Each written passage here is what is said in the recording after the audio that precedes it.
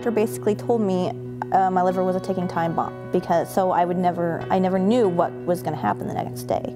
I always thought it was to be a deceased donor. I knew nothing of living donation until my sister had brought it to my attention, and then I took it upon myself. I did YouTube searches, I did Google searches, you know, I looked up all the stats and all that stuff, and it's pretty amazing. Because a lot of people don't know about it, especially the liver, that you can. Because when I would tell people that my brother donated, they're like, well, how did he die? It's like, he's living still. I didn't know you could do that, but you can. I just took it upon myself to go get my blood work done, see what my blood type was. We matched. I came to Omaha for an extensive 2-day testing and found out that I would be the one that was able to donate my liver. I was waiting for the phone call from my brother, and I gave the phone to my mom. I'm like, I don't want to answer it. So I made her answer it. And he's like, give the phone to Brooke. And he's like, I'm a match. And I couldn't speak, really. I was just in awe. People will know I'm a pretty hard-nosed dude. I'm not sensitive in any way, but when it comes to my family or friends, they mean the world to me, so it was a no-brainer.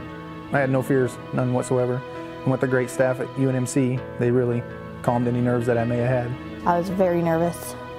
I just remember being in our pre-op room, ready to go, and they had to take him first.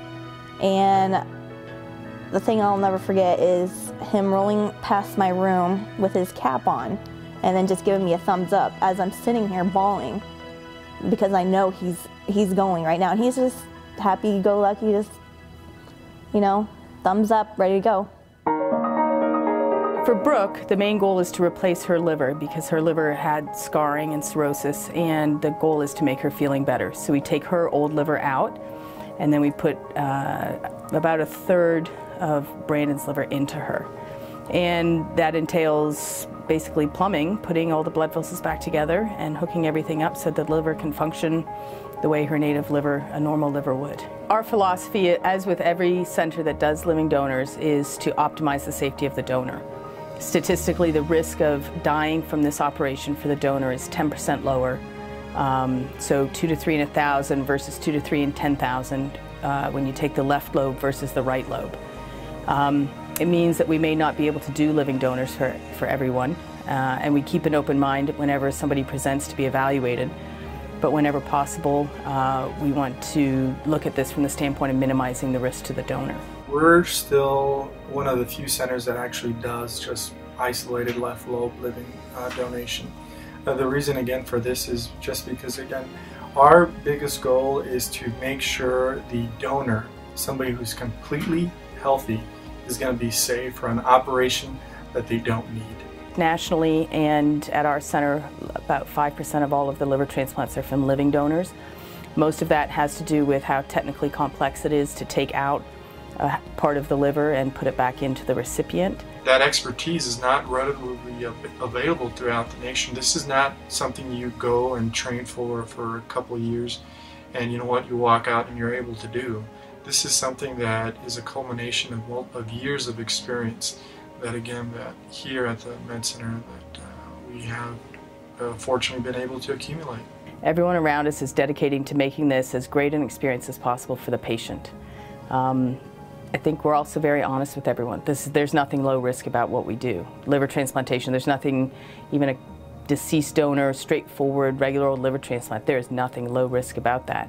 So we take people who have otherwise, you know, limited survival, and we try and make it as safe as possible. We try and really just make them feel like that they are the only patients that we're taking care of. And I think that's something that we pride ourselves on being very good at. I can do a lot more things than I could.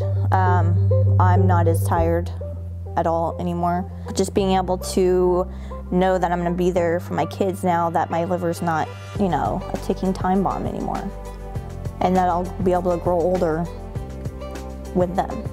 A lot of people were calling me a hero and this and that, and I just thought it's the right thing to do as a brother, as a loving person.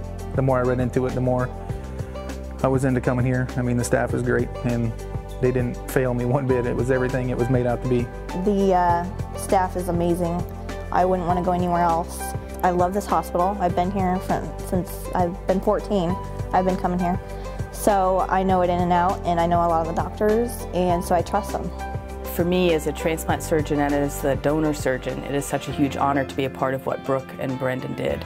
It was very brave of their whole family, and to be a part of that is very humbling to see what one person will do for another, and we feel very fortunate to be a part of that process for these two amazing people and the rest of their family. We have real people that work at the Med Center that are not just clock punchers. They just don't come in at 8 to 5. You know what? They come here because they have a career and they really enjoy what they do. And again, I'm very lucky to be a part of a team like that. We treat every one of our patients as if they are our only patient, and we want them to be treated the way we would want to be treated. I mean, when I meet patients for evaluation, I say I would let any of my partners operate on me or my family member, and I think it's that trust and camaraderie among our team. I send lots of people to the hepatologists, even in our offices here. I have, it's hepatologist, surgeon, and I think to have that team every day working together is really important. I wouldn't have had anybody else in the world take care of me. I mean, the doctors, the nurses, everybody. I mean, they took care of me from the time I was here until the time I left, and even after. I mean, they call, make sure I'm doing all right, any changes.